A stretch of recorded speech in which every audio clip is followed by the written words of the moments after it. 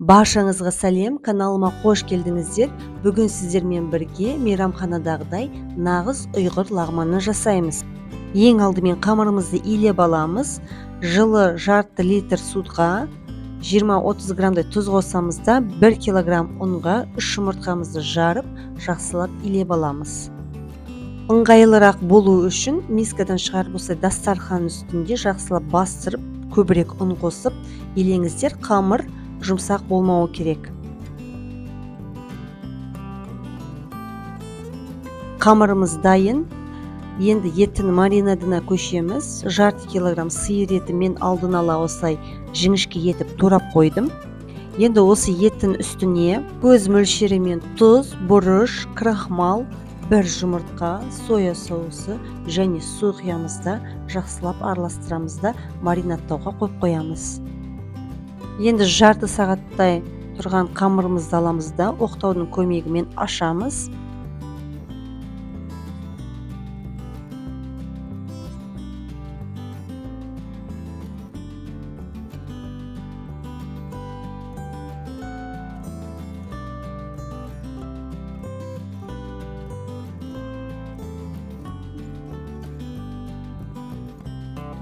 Достар, менің видеоларыма лайк басып, каналыма тіркеліп және қоңырауша белгісін басуларыңызды сұраймын.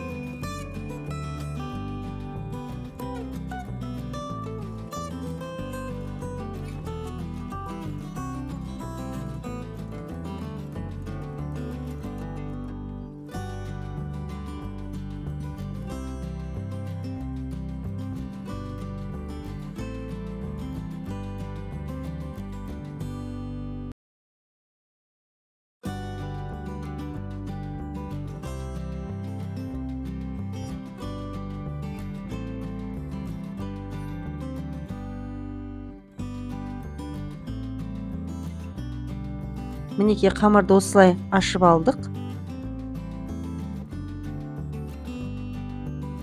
Бұл қалыңдық жетерлік. Бұдан артық жіңішке етіп, жұқа етіп ашпаңыздар. Енді бұл қамырдың үстін аламыз да майлаймыз жақсылап.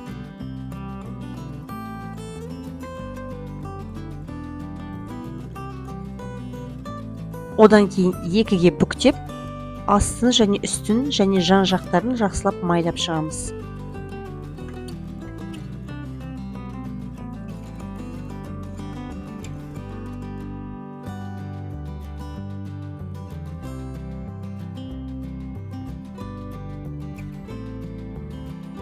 Енді майланған қамырымызды пышақтың көмегімен ұзынша бөлшектерге бөлеміз.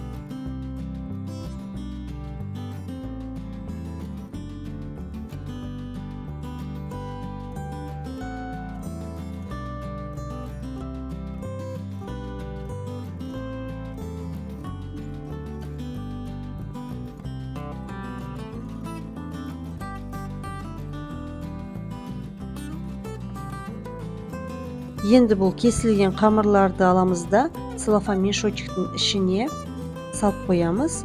Шамамен 1 жарты сағат тағды тұра тұруы керек.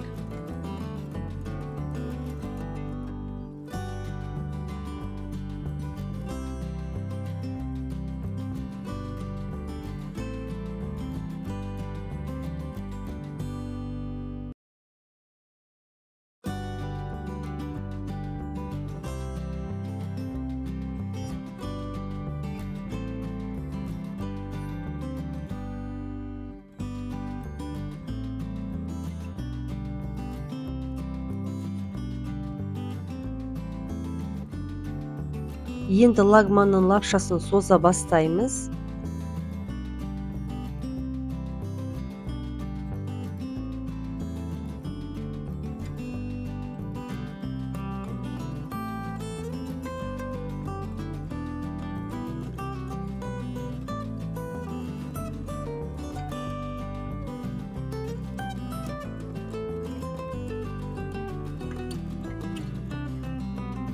Қамырды осылай созамыз. Bir шетін басып тұрып, екінші қолмен тартып отырамыз.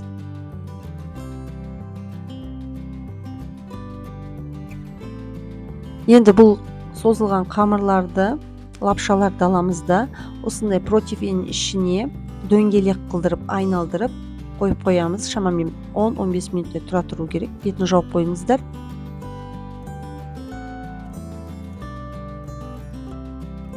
Мінекей жаңағы лапшаларымызды тағы да жіңішкелеу етіп созамыз. Бір жақ қолыңызды ұстап тұрасыздар, бір жағымен тек тартып отырасыздар, сонда тезірек болады. Біз жареный лагман жасайтын болғандықтан қамырды қатты жіңішке етпеңіздер, қалың болғаны жарай береді.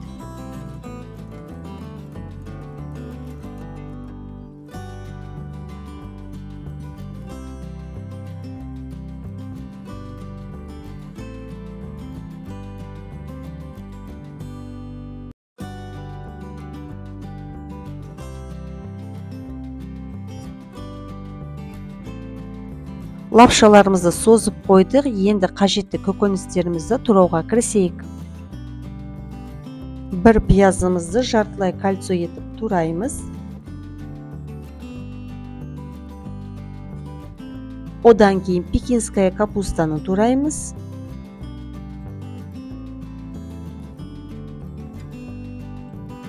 Содан соң қызыл және жасыл тәтті бұрыштарымызды ром тәрізді етіп турап қоямыз.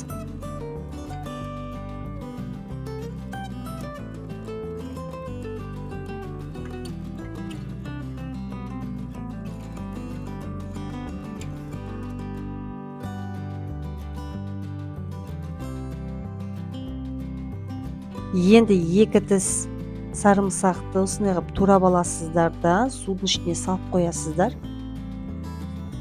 Ендігі кезек балдыркөк, яғни сельдерейде. Сельдерейдің өзінде турап аламыз. Одан әрі азғантай мөлшерде тамырында турап аламыз. Енді шыжып тұрған майға бағанағы маринаттаған еттерімізді жақсылап қуырып аламыз. Шамамен 3-4 минуттай ғана қуырасыздар. Еш уайымдамаңыздар, бұл әлі тағы піседі.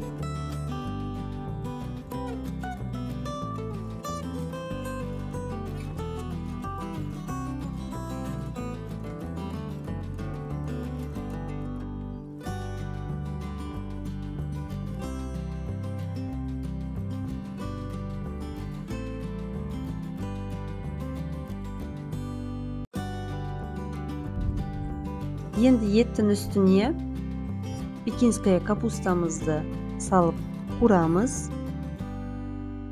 Араластырып отырыңыздар.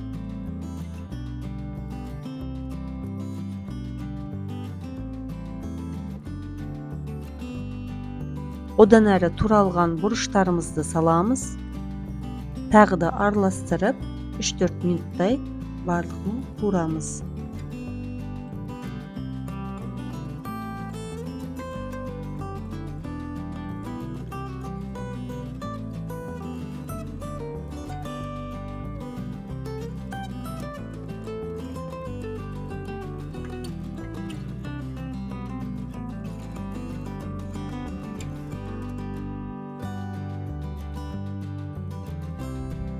Мінекей еттерді көкөністермен бірге қуырып алдық.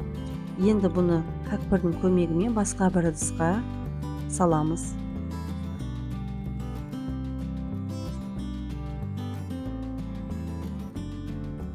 Енді осы майдың үстіне туралған пиязымызды саламыз. Жақсылап араластырамыз да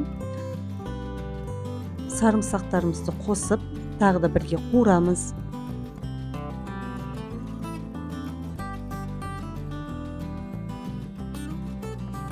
Ұйғыр лагман жасау үшін лапиза деген соус қажет, бірақ ол соус менің қолымда болмағаннан кейін оған ұқсас альтернатива ретінде Қазақстаннан алдыртқан Қытай аджикалары, баяғыда дing-ding деп аталатын еді, сол аджикаларды алдырттым, содан қостым. Міне бір ас қасықпен, одан кейін бір ас қасықпен томат пастасын қостым да жақсылап осы сарымсақпен, пиязбен бірге жақсылап қуырып жатырмын. Енді бұның үстіне бағана сарымсақтарды салып қойған судан 2-3 қасық құясыздар.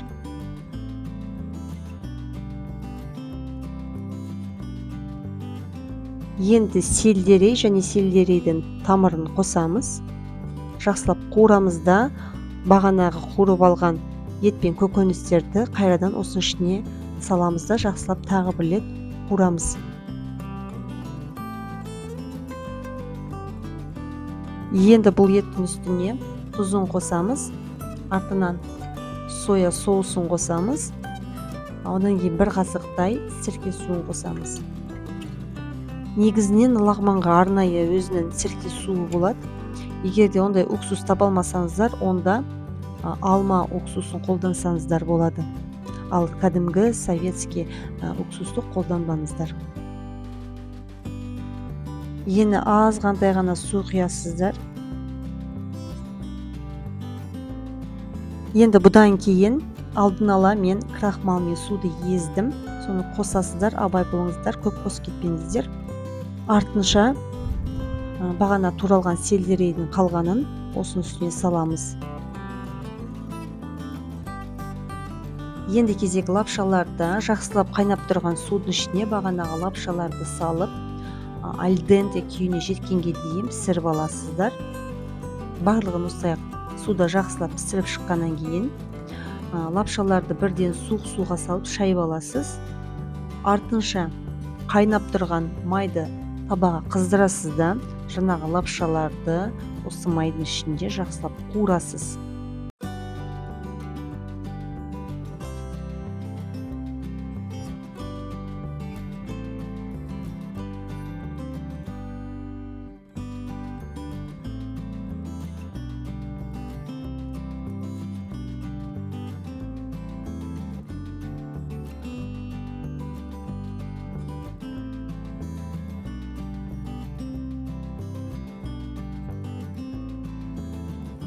Бұл лапшаларды алып бағанағы еттің үстіне бірге араластырып салсаңыздар да болады, немесе тарелкаларға алдымен лапшасын салып, үстінен етін салсаңыздар да болады.